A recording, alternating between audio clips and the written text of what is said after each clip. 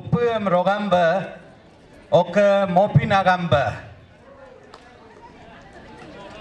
Hiloga Unga 8 Government Model College Basar Oka Mopin Alo Oka Moka Ajen Ba Lajum Lagjum Bahilo Hogo Chamin Gana Guest of Honor Advocate Cargo Bam Oka Munga Hoka College Oka Maga Moga Inam Oka Makta Dr. Jomi Loi Principal Sir Oka Hoka College Oka Faculty Member Associate Professor Sri Karmar Basar Munga Ijiga Faculty Oka College Oka Hiloga Program Encoring Oka Nyanya Damba Riba Oka Hiniga Nunga Mopin College Ga Organizing Secretary Oka Abur Luga Ngulom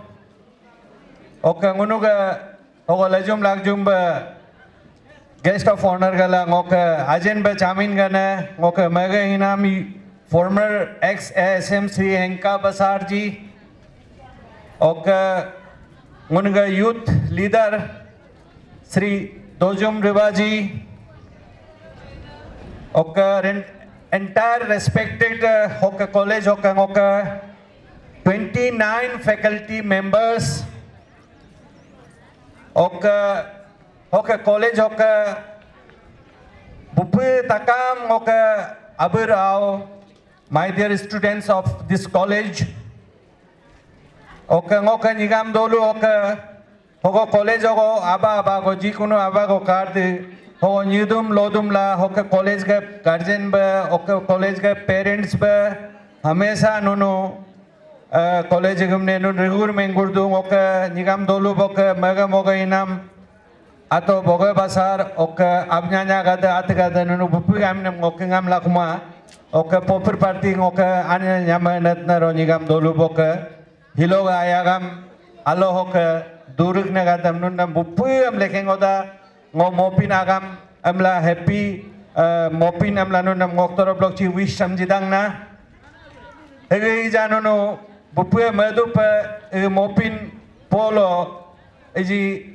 Amada General Mopina Amada Rigram Mahege Mopinam Aloyob Lodak Duna de Amlano Aknakna Manaba Kadupa Amren Mahege Ngoka Kanma Hege Hilonium Ma Ani de Kuba April Polga Mopinam ne ngunu bupuga gumin hoinga okka kabaga general ga mopin celebrate tak homoilo ngunu ka college hoka abura hoga ta ok samay hoga dik bunga porika examination alek nam laga ba munu examination homoilo moj mopin lo munu ralik kenku mamla hegem ne munu exam amada ba ani dekhe ba richodu na amla ngok kaduna amren ma Hege kaka nama majib alba rudu oke ngo hilo hogo lenina ba hogo basaro ka ngunga government college ga mopilo attenduna amrin ma ija ngo anyi jago nun namne ngaka introduction ngo jichola madang na introduction actually ngo da ji ka mate क्योंकि ना मैं कोई नेता हूँ ना मैं कोई अभिनेता हूँ और ना मैं कोई ऑफिसर हूँ लेकिन मैं शुक्रिया अदा करना चाहता हूँ हमारे मॉडल कॉलेज के प्रिंसिपल सर के और उनके तमाम फैकल्टी मेंबर्स के और हमारे जो मोपिन के ऑर्गेनाइजिंग कमेटी के जो मेंबर्स हैं आप लोगों ने मुझे इस काबिल समझा और आज मुख्य अतिथि के तौर पर मुझे यहाँ पे शुभ मौके पे मुझे यहाँ पे प्रस्तुत होने का अवसर दिया। देखिए मेरे ख्याल से मेरी पहचान ये है कि भले ही मैं कोई जैसे मैंने आप लोगों का कहा कि मेरी कोई वैसे खास कोई मेरी स्टेटस नहीं है सोसाइटी में मेरी कोई खास पोजीशन नहीं है लेकिन मैं समझता हूँ कि आज मुझे आप लोगों ने ये सम्मान इसलिए दिया क्योंकि मेरी जो अपने एक नेचर मेरी जो अपने व्यवहार की वजह से और मैं जिस तरह से समाज में थोड़ी बहुत एक अनुशासन के साथ एक डिसिप्लिन के साथ अपनी ज़िंदगी को गुजर बसर करते हैं और अपने से बड़ों को मैं इज्जत करता हूँ, आदर करता हूँ और अपने से छोटे को मैं हमेशा प्यार करता हूँ। तो मेरे शायद इस भावनाओं को देखते हुए मुझे इस लायक समझा कि आज मुझे जो है मुख्य अतिथि के तौर पर आप लोगों के बीच शामिल होने का अवसर मिला। देखिए, मैं कहना चाहता हूँ कि दिलों में जगह ना अधिकार से मिलते हैं ना हथियार से मिलते हैं, दिलों में जगह तो मधुर वचन और अच्छे व्यवहार से मिलते हैं। तो मेरे ख्याल से कुछ मेरी एक जीने की अंदाज और जिस तरह से मैं समाज में अपने आप को एक प्रयास करता हूं कि एक अच्छे नागरिक बन के जी सके, शायद उसके नतीजा है कि आज मैं वैसे कुछ भी मेरी हैसियत नहीं है, फिर भी मुझे इतने हर्ष और उल्लास के साथ, उत्साह और उमंग के साथ मुझे और मेरे सह मुख्य अतिथि एडवोकेट बाम जी और मेरे दोस्तों को आप लोगों ने जिस गर्मजोशी से स्वागत किया, उसके लिए मैं आप सभी का शुक्रगुजार हूं और ये लम्हा हम शायद जिंदगी भर कभी नहीं भूल पाएंगे। देखिए, मेरे ख्याल से जो फेस्टिवल है इसे हमें मनाना क्यों जरूरी है? क्योंकि सभ्यता, हमारी जो संस्कृति ही हमारी पहचान है। आप सब एक कहावत सुने होंगे कि loss of culture is loss of identity. अगर हम अपने कल्चर, अगर हम अपने सभ्यता को अगर हम भूल जाएंगे तो हमारी पहचान खत्म हो जाती है। हम मॉडर्न एज पर जरूर जी रहे हैं, हमारे पास बहुत सारे सुविधाएं हैं, टेक्नोलॉजी हमारे पास उपलब्ध है, लेकिन मॉडर्नाइजेशन के साथ हमें कल्चर और ट्रेडिशन को भी कदम से कदम मिलाते हुए आगे चलना बहुत ज़रूरी है। क्योंकि आने वाले पीढ़ी, जो हमारे नेक्स्ट जनरेशन है, वो अगर हमें कोई कल्चर के बारे में पूछे, अगर आपको कोई पूछेंगे कि मोपिन आप क्यों मनाया जाता है और मोपिन मनाने के पीछे क्या मकसद है, तो आपके पास उस सवाल का जवाब होना पड़ेगा। तो उसके लिए आज की तरह हम अपने त्योहार को जब मनाएंगे, तभी हम जो है अपने त्योहार के बारे में, अपने सभ्यता का बारे में हम कुछ जानकारी हासिल कर सकते हैं। जैसे कि हमारे प्रिंसिपल साहब ने थोड़ी देर पहले अपने भाषण में जिक्र किया था कि जो माइथोलॉजी है, हमारे जो मोपिन के बारे में अगर आपको विस्तार से जानना चाहते हैं, अगर आप गहराई से जानना चाहते हैं अपने मोपिन, अपने कल्चर के बारे में, तो माइथोलॉजिकल किताब हमारे पास उपलब्ध है। आप उन किताबों में भी जरा ध्यान दीजिएगा, उसे भी पढ़ने की प्रयास कीजिएगा। खास करके हमारे जो विद्यार्थी, जो स्टूडेंट्स, फ्रेंड्स है, मेरे भाइयों और बहनों को मैं ये सलाह, ये मशवरा देना चाहता हूँ कि इसके बारे में भी थोड़ी बहुत नॉलेज आपको होना बहुत ज़रूरी है। इसलिए हमारे अरुणाचल प्रदेश के सरकार ने एक बहुत अच्छा एक संस्था का शुरुआत किया है, जिसे हम MMR के नाम से जानते हैं, मेंजिक मैंगकोक रिगु। MMR में छोटे छोटे बच्चे क्लास 1, 2 से एडमिशन हम बच्चे लेकर जो है वहाँ पे अपना एजुकेशनल जो नॉलेज है वो भी प्राप्त कर रहे हैं, और साथ ही साथ जो अपना कल्चर है, जो ट्रेडिशन है, उसके बारे में भी वो जानकारी हासिल कर रहे हैं। तो MMR के जो हमारे बच्चे हैं, वो कल बड़े होके हमारे जो कल्चर है, जो ट्रेडिशन है, आप भी हम भी अगर किसी चीज़ की अगर हमें जानकारी अगर प्राप्त करना होगा तो MMR के बच्चों से ही हमें जानकारी मिल सकती है, किस तरह से हम अपना कल्चर और ट्रेडिशन का संरक्षण कर सकते हैं, प्रिजर्वेशन कर सकते हैं। तो इसलिए ये सरकार की तरफ से एक बहुत अच्छा पहल है, और मेरे ख्याल से इस तरह की गतिविधियों से, इस तरह की एक्टिविटीज़ से हम अपने कल्चर, अपने ट्रेडिशन को हम जो है सही सलामत और बरकरार रख सकते हैं।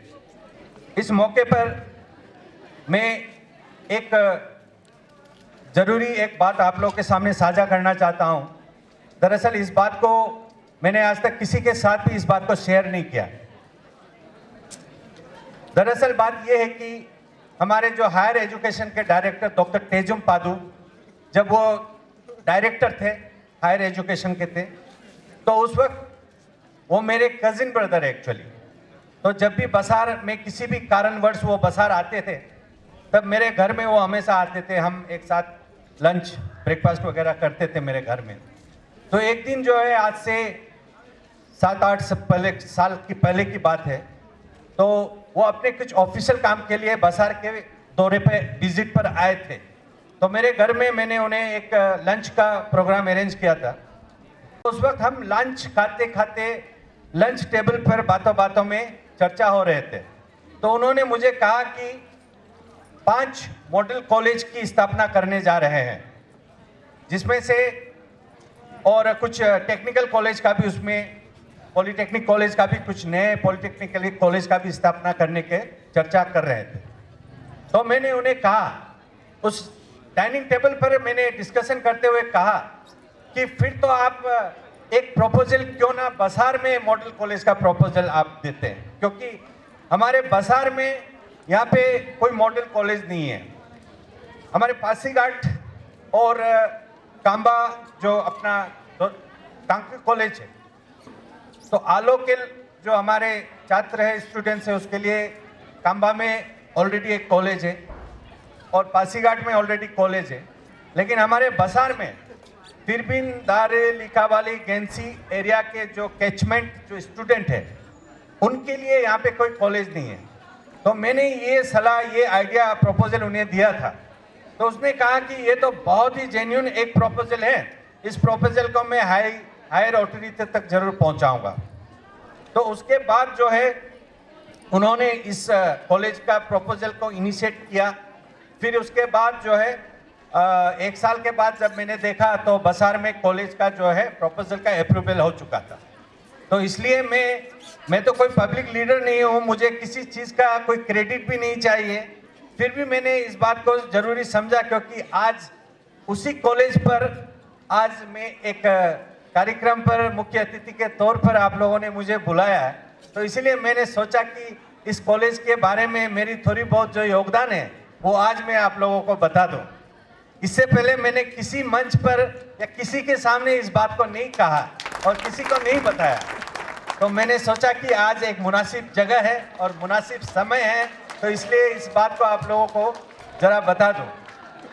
तो ये जो है हमारे मॉडल कॉलेज बसार में जिस तरह से हमारे प्रिंसिपल डॉक्टर जोमी लोई जी के नेतृत्व में जिस तरह से कॉलेज फंक्शन कर रहे हैं और जिस तरह से कॉलेज हर साल प्रोग्रेस कर रहे हैं, वो वाकई काबिल तारीफ है। क्योंकि हम देखते हैं कि कॉलेज जो है इंफ्रास्ट्रक्चर वाइज भी हर वर्ष थोड़ी बहुत इम्प्रूवमेंट होते जा रहे हैं और जो स्टूडेंट्स की संख्या है वो भी हर साल बढ़ते जा रहे हैं। अभी हमें बताया गया है कि लगभग 400 स्टूडेंट्स इस कॉलेज में एनरोल्ड है और हमारे लिखावाली हायर सेकेंडरी स्कूल के, कैंसी हायर सेकेंडरी स्कूल के, दारी हायर सेकेंडरी स्कूल, तिरबिन और बसार हायर सेकेंडरी स्कूल के जितने भी स्टूडेंट्स 12th पास करके आर्ट्स सब्जेक्ट जो लिए हैं स्टूडेंट्स, सब जो है मॉडल कॉलेज बसार में अपना दाखिला कर रहे हैं, अपना एडमिशन कर रहे हैं। तो ये हमारे इन तमाम डिस्ट्रिक्ट, इन तमाम एरियाज़ के जितने स्टूडेंट्स हैं और उनके स्टूडेंट्स के पेरेंट्स के लिए भी ये बहुत बड़ा रिलीफ और बहुत बड़ी राहत की बात है कि कम से कम खर्चा में और कम से कम दूरी में हमारे जो बच्चे जो है एक क्वालिटी एजुकेशन और एक बहुत बढ़िया तालीम हासिल कर रहे हैं। तो ये हम सब के लिए बहुत अच्छी बात है।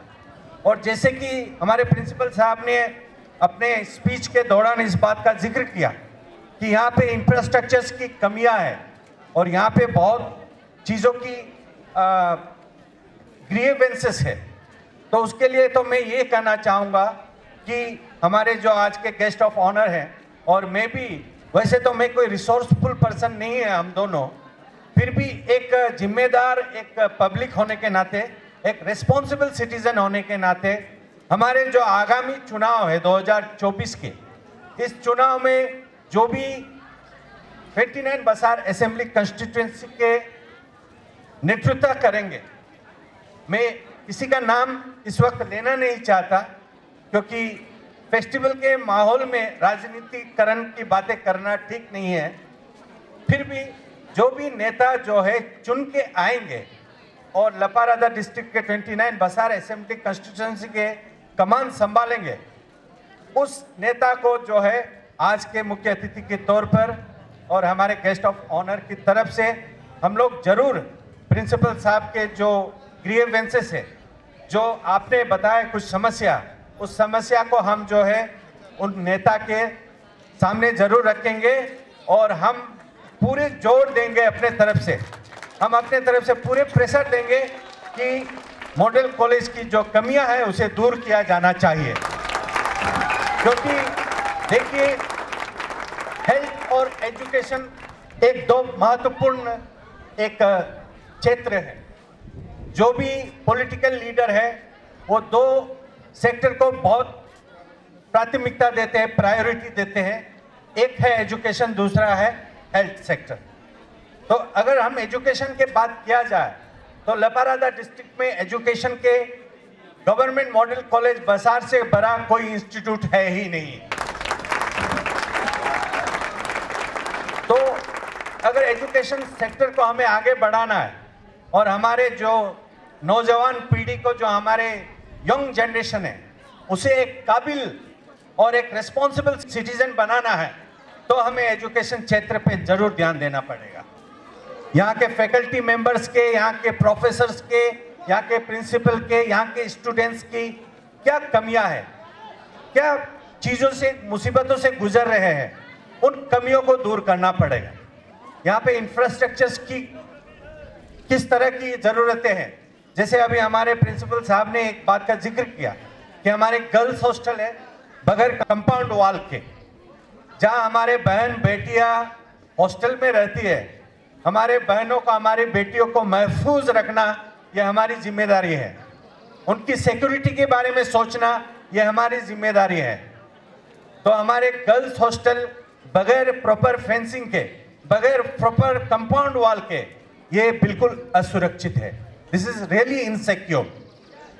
तो इसलिए इस बात को तो हमारे जो भी नेता आने वाले हैं उसे हम भी जरूर जोड़ देंगे इस बात पर कि प्राथमिकता के साथ, प्रायोरिटी के साथ मॉडल कॉलेज का मांगों को पूरा किया जाना चाहिए। आज हमारे जो छात्र बैठे हुए हैं, हमारे यंग फ्रेंड्स जो बैठे हुए हैं मॉडल कॉलेज के, आप ही हमारे लपारादा डिस्ट्रिक्ट के और हमारे राज्य के, हमारे देश के आप लोग ही भविष्य है। आप लोगों में से कोई कल नेता बन सकते हैं, आप लोगों में से कोई कल हमारे सरकारी तंत्र, गवर्नमेंट मशीनरीज के ऑफिसर्स बन सकते हैं, आप लोगों में से कल कोई एक एंटरप्रेन्योर्स बन सकते हैं, एक बिजनेसमैन बन सकते हैं, एक इंडस्ट्रियलिस्ट बन सकते हैं। तो आप हमारे फ्यूचर है, आप ही हमारे भविष्य है। जो थोड़ी बहुत जिम्मेदारी समाज के लिए हम लोग निभा रहे हैं, ये जिम्मेदारी कल आप ही लोगों को निभाना पड़ेगा। तो इसीलिए आप लोग इस चीज को हमेशा ध्यान रखिए। जिस तरह हमारे गेस्ट ऑफ ऑनर एडवोकेट कार्गो बाम जी ने आप लोगों को एक बहुत अच्छा वैल्यूएबल एडवाइस दिए, उस एडवाइस को आप हमेशा ध्यान रखिएगा, क्योंकि आप इस वक्त कॉलेज के इस दौड़ में हो। आप अपने जो एजुकेशन है उस पर तो आप जरूर फोकस दीजिएगा। और मैं ये नहीं कहूँगा कि केवल आप किताबों में और अपने पढ़ाई में, अपने लिखाई में ही दिन रात अपना समय गुजारिए, मैं ये नहीं कह रहा हूँ। आप वो करिकुलम एक्टिविटीज में भी जरूर हिस्सा लीजिएगा, क्योंकि आपको अपने आप में पर्सनैलिटी डेवलपमेंट लाना है। कल किसी मंच पे खड़े होकर आपको भाषण देना पड़ सकता है, कल हजारों लोगों के बीच आपको स्पीच देना पड़ सकता है, आपको कोई किसी भी तरीके की जिम्मेदारी आपके कंधे पे आ सकते हैं। तो उसके लिए कॉलेज और स्कूल एक बहुत एक अच्छा शुभ अवसर है।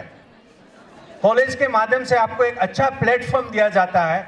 आप अपना टैलेंट, अपने जो हिडन टैलेंट है, आपके अंदर जो काबिलियत है, जो खासियत है, उसे आप इस मंच के माध्यम से, इस प्लेटफॉर्म के माध्यम से आप अपने आप को ट्रेन कर सकते हैं।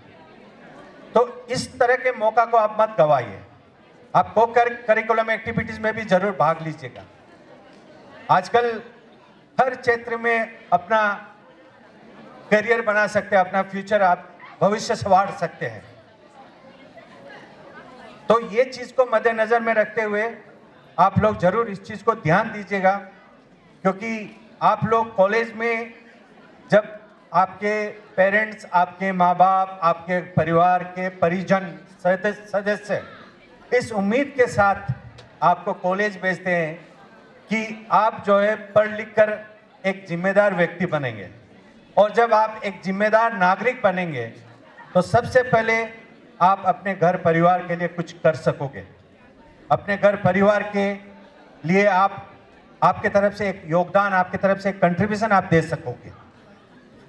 और जब आप अपने घर के, अपने परिवार के लोगों के काम आएंगे, तब आप अपने समाज के लिए भी आप कंट्रीब्यूशन, समाज के लिए भी आप योगदान दे सकते हैं।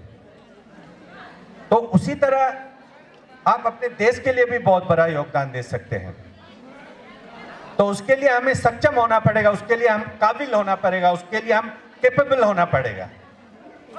तो उस चीज के लिए आपके अंदर एक जज्बा, जोश और जुनून, 3 जे जो है, जज्बा, जोश और जुनून, ये आप अपने अंदर में जरूर पालिएगा। जब आपके दोस्त सो रहे होंगे, आप जागने की कोशिश कीजिएगा। जब आपके कोई दोस्त चल रहे होंगे तो आप दौड़ने की कोशिश कीजिएगा।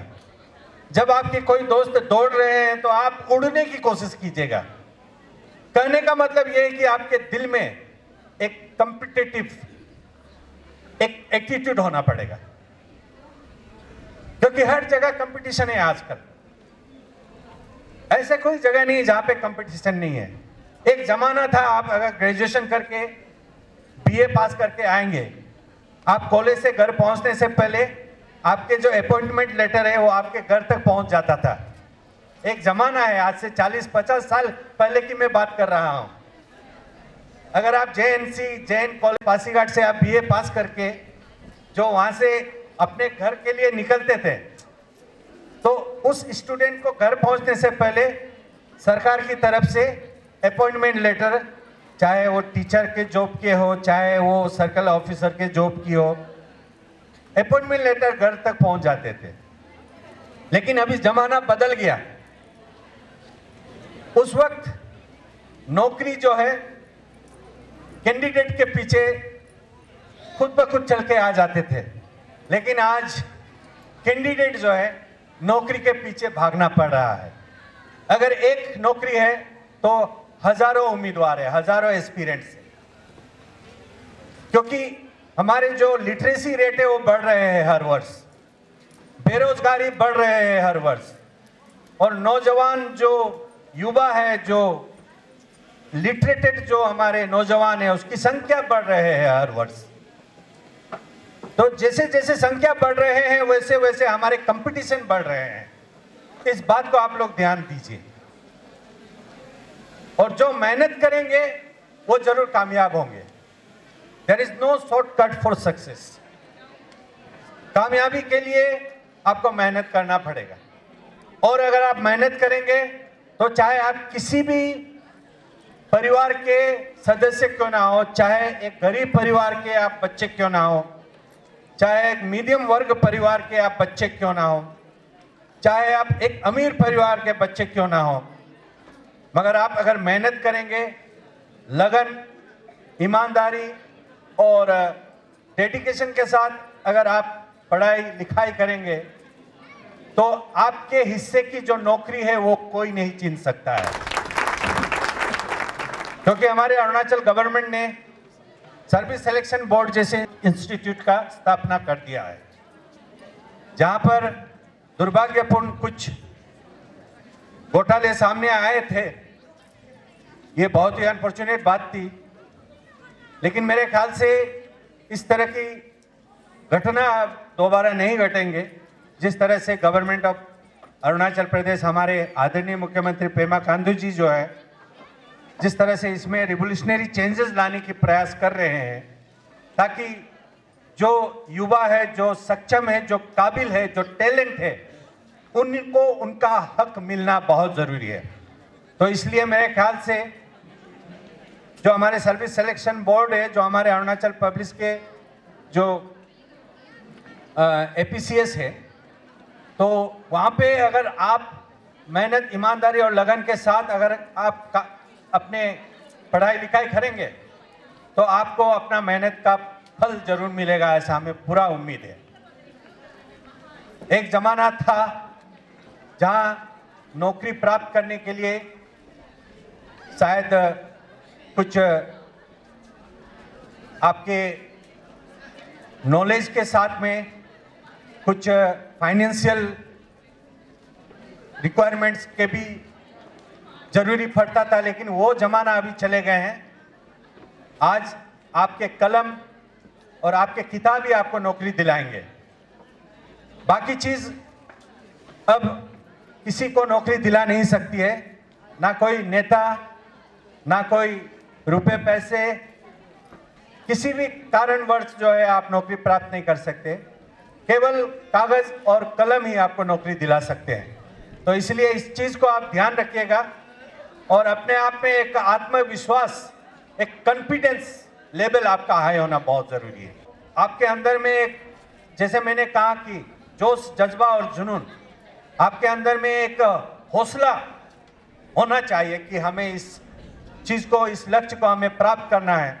अगर इस हौसले के साथ आप आगे बढ़ोगे तो जरूर आप जो है कामयाब हासिल कर सकते हैं। तो इसीलिए आज इस त्योहार के मौके पर ज़्यादा एडवाइस और ज़्यादा गंभीर बातें शायद सुनना आप लोग पसंद नहीं करेंगे, लेकिन मैंने सोचा इसलिए था कि क्योंकि बार बार मेरे जो स्टूडेंट्स कम्युनिटीज़ है, जो मेरे भाई और बहनों के साथ संपर्क करने का अवसर बहुत कम मिलता है, तो मैंने सोचा कि आज इस मौके का फ़ायदा उठाते हुए कुछ सलाह मशवरा आप लोगों को दूं, क्योंकि हम लोगों ने ज़िंदगी में बहुत कुछ देखा है, बहुत कुछ सीखा है, और अगर उस अनुभव को आपके साथ शेयर करने में मेरी कोई नुकसान नहीं है, बिकॉज जितने नॉलेज आप शेयर करोगे उतने नॉलेज आप बढ़ोगे। तो इसलिए मैं आप लोगों से ये दरख्वास्त करना चाहता हूँ, हमारे जो भी स्टूडेंट्स कम्युनिटी है, कि इन चीज़ों को आप लोग ज़रूर ध्यान दीजिएगा, क्योंकि आप ही हमारे भविष्य है, आप ही हमारे फ्यूचर है। तो अंत में मैं ज़्यादा समय लेना नहीं चाहता हूँ। आप लोगों के कीमती वक्त में से थोड़ी सी और समय लेते हुए मैं एक बात आप लोगों को बताना चाहता हूँ कि हमारे जो अप्रैल मंथ इस वक्त कुछ ही दिनों में आने वाले हैं, जहाँ पर हमारे गालो कम्युनिटी के, हमारे गालो समुदाय के सबसे बड़े उत्सव, सबसे बड़े त्योहार मोपिन फेस्टिवल, जो जनरल मोपिन फेस्टिवल हम मनाने जा रहे हैं। और साथ ही साथ हमारे लोकतंत्र के, हमारे डेमोक्रेटिक के जो सबसे बड़ी त्योहार है, सबसे बड़ा फेस्टिवल है, जिसे हम इलेक्शन के नाम से जानते हैं। तो इलेक्शन और मोपिन दोनों एक साथ कोइंसाइड्स होने वाले हैं, एक ही साथ लगभग एक ही समय पे मनाने वाले हैं। तो आज इस मंच से मैं हमारे लपारादा डिस्ट्रिक्ट के तमाम लोगों को मैं अपील करना चाहता हूं कि जिस तरह हम अपने भेदभाव, अपने दूरियों को हम भूलकर मोपिन फेस्टिवल में आपस में गले लगाते हैं, आपस में इट्टी लगाते हैं, आपस में फिर पोगदुम करते हैं, ठीक उसी तरह हमारे जो लोकतंत्र के, हमारे प्रजातंत्र के सबसे महत्वपूर्ण जो त्योहार है, जो चुनाव है, जो इलेक्शन है, उसे भी हम उसी स्पिरिट के साथ मनाना चाहिए, उसे भी हम उसी हर्ष और उल्लास के साथ मनाना चाहिए। और हमारे राजनीतिक दृष्टिकोण से हमारे सोच विचार, हमारे विचारधारा क्यों ना अलग हो, हमारे पॉलिटिकल एफिलिएशन, पॉलिटिकल पार्टी क्यों ना अलग हो, लेकिन जिस तरह से हम एक त्योहार को अपनी दिल से मनाते हैं, उसी तरह इस इलेक्शन को भी एक त्योहार की तरह समझ के इसे हम खूबसूरत तरीके से सफलतापूर्वक मनाना चाहिए, जहाँ पर कोई घटना ना घटे, जहाँ पर कोई आपस में मारपीट ना हो, ना झगड़ा हो। बहुत ही खूबसूरत तरीके से इस चुनाव को हम लोगों मनाना चाहिए, ऐसा मैं इस माध्यम से, और ये मेरे लिए एक सुनहरा मौका है, इस मौके का फ़ायदा उठाते हुए मैं आप सभी से अपील करना चाहता हूं, जो इस वक्त हमारे साथ मौजूद है और जो इस वक्त हमारे साथ मौजूद नहीं है, वो भी DTCN चैनल के माध्यम से मेरी जो संदेश है आप तक भी पहुंचेंगे। तो जितने भी DTCN TV के चैनल के सब्सक्राइबर्स हैं, आप सभी से मैं ये विनती करना चाहता हूँ, ये अनुरोध करना चाहता हूँ, आज के इस 8 गवर्नमेंट मॉडल कॉलेज बसार के मोपिन 2024 के इस शुभ मौके पर, इस ऑस्पिशियस ओकेजन पर मैं आप सभी को ये संदेश देते हुए मैं अपने चंद विराम को यहीं पे समापन करना चाहता हूं। आप सबका बहुत बहुत धन्यवाद। Thank you very much. और अंत में हमारे जो आज के सह मुख्य अतिथि हैं एडवोकेट कार्गोबाम और मेरी तरफ से एक छोटी सी प्यार भरा तोहफा है, just A token of love. एक छोटा सा रकम है, धन राशि है, 1 लाख रुपए हम दोनों की तरफ से हम भेंट करना चाहते हैं। Please, thank you very much. Thank you.